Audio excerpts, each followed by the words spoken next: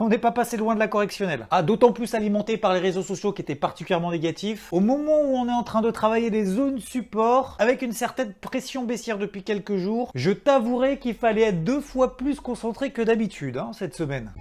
Dogecoin, Binance Coin, Bitcoin, Ethereum, Litecoin, Bitcoin, Ultra, Litecoin, Ethereum, Dogecoin, Binance Coin.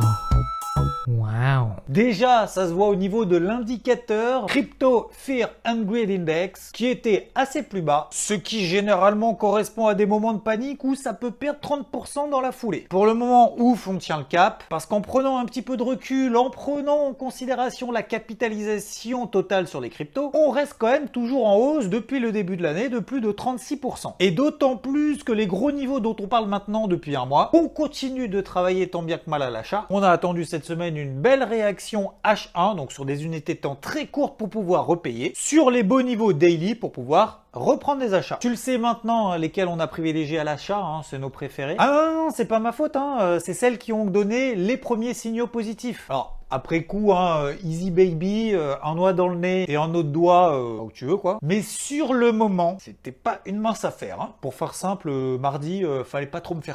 Celles qui ont donné les signaux positifs en premier, Solana, Cardano, Binance Coin et nos amis Bitcoin et Ethereum qui nous ont gratifié d'une belle réaction sur les gros niveaux daily. Et pour être tout à fait sincère avec toi, je m'attendais quand même à une capitulation beaucoup plus forte, beaucoup plus intense, beaucoup plus profonde. Quand tu as une pression baissière comme ça de plusieurs jours et que tu arrives sur des niveaux clés qui sont déjà testés depuis un mois et qu'à chaque fois tu as l'impression que tout zéro. Bref, ouf, on n'est pas passé loin, on a eu une très très belle réaction et ça c'est vraiment très positif pour la suite. Alors, attention, ça veut pas dire qu'il faut baisser la garde et que ça y est, on va viser les records historiques là tout de suite dans quelques semaines. Attention. Non, mais je préfère prévenir quand même. Je dis juste qu'à partir de maintenant, on peut respirer à peu près normalement. Les gros, ce qu'on appelle les baleines, n'ont pas capitulé, ça c'est très important. Et en même temps, je me dis bon, les baleines qui achètent quand même quelques millions ou quelques milliards, tu vois, ils sont pas là pour changer d'avis toutes les 2 semaines. Et encore moins du jour au lendemain. Parce que s'ils y croient, c'est plutôt dans une optique moyen terme. Et c'est pas en mode je vends en mode panique n'importe comment au marché, ça passe sous 30 000, parce que techniquement, si on passe sous 30 000, on va direct à 21 672. Non,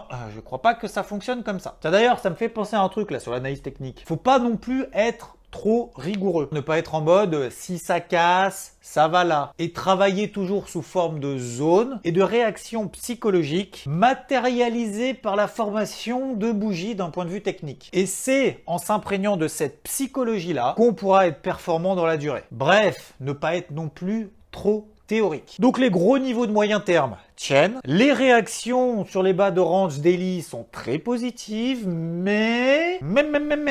La guerre n'est pas finie. Oui, j'essaye toujours de faire retomber un petit peu la pression dans les moments de panique et de faire retomber un peu l'euphorie dans les moments un peu olé olé, on s'emballe un peu quand même vite. Oui, et ceci afin d'éviter toute forme d'émotivité. Il nous reste en effet à reconquérir la bougie du 21 juin. Alors la date est simple puisque c'est le premier jour de l'été, la fête de la musique, tout ça. Ce qui correspond pile poil au passage de la MM50 H4. Alors tu prends les mêmes sur l'ensemble des cryptos, le concept est à peu près similaire. Et au-delà de ces gros niveaux, là on pourra commencer à être vraiment très positif, avec à ce moment-là la perspective d'un retour en haut des ranges daily. Et par contre, lorsqu'on sera là-haut, sur ces hauts de range daily, si jamais on y va, on encaisse toujours une partie, comme la dernière fois, ce qui permet de garder toujours un petit peu de cash, et pour pouvoir retravailler si jamais ça retombe sur les bas de range, et de recommencer, ce qui permet de garder la main sur son trading, sur son investissement. Parce que oui, toute cette période de range, elle peut durer des semaines et peut-être même des mois, avec toujours un petit peu des moments de tension et d'euphorie, c'est-à-dire des excès haussiers, des excès baissiers, au-dessus des résistances, en dessous des supports, histoire de nettoyer un petit peu tout ça. En tout cas, je suis vraiment ravi que tout le travail qui a été fait, en tout cas en ce début de semaine sur IVT, ça a porté ses fruits, que ce soit à travers d'écrits, également d'audio, parfois même,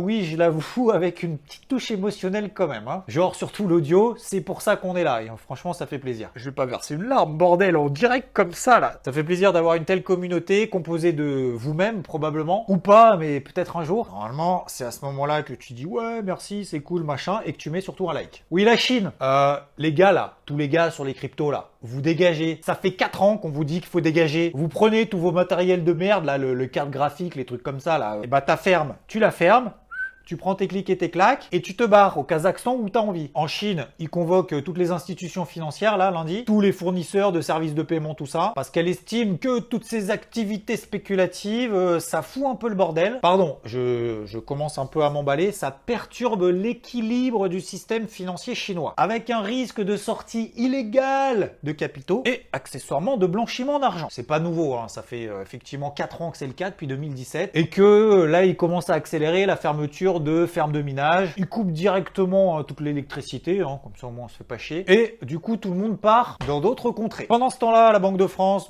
ils tentent quand même des trucs, ça simule. Ouais, ça simule. L'émission de CBDC, Central Bank Digital Currency, sur la blockchain publique en préservant le contrôle et la confidentialité des transactions en s'appuyant sur le développement de smart contracts. Ils tentent des trucs. Et MicroStrategy, tu sais, on en avait parlé, ils ont levé là les fonds, 500 millions de dollars. Et ça y est.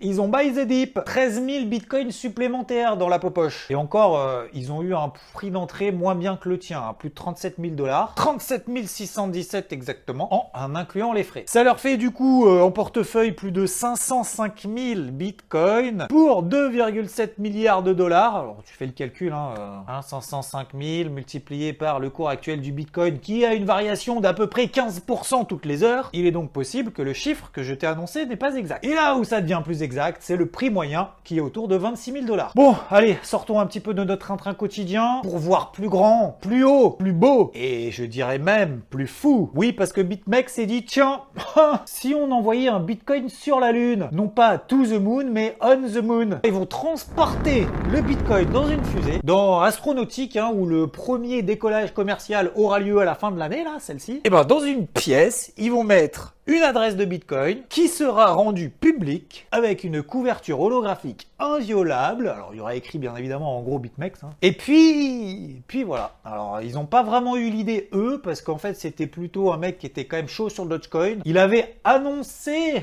d'envisager de le faire. Et avec un Dogecoin, du coup, il l'a envoyé sur la Lune. Chacun son délire. Bon, cette fois-ci, revenons sur Terre et un peu moins fun quand même. Il y a un Dijonnais, Vincent Ropio, qui a disparu de la circulation avec entre 40 et 56 millions d'euros, qui représente quand même quelques milliers de clients, dans l'affaire de ce qu'on appelle RR Crypto. En gros, il voulait converger l'immobilier et la tokenisation en stipulant que tout ceci allait être régulé par l'AMF, donc l'autorité des marchés financiers, sauf que ça n'a jamais été le cas. Malheureusement, beaucoup lui ont fait confiance, lui ont donné de l'argent, et depuis, plus de signaux radar. Alors il y a plusieurs explications. Oui, c'est un problème de compte parce que en fait, du coup, je l'ai actualisé mais il n'y a plus rien. Bref, ça a disparu dans la nature. Entre temps, il y a quand même des transactions qui sont réalisées sur le compte puisque tout le monde peut y avoir accès. Et plutôt que de raconter des bêtises, je te propose qu'en exclusivité mondiale sur la chaîne YouTube là, je t'annonce que demain sur la chaîne de Asher, il va en parler, creuser le sujet et publier une vidéo complète à ce sujet. Et il paraît que dans sa vidéo, je vais faire un petit clin d'œil aussi. Ouais, je spoil.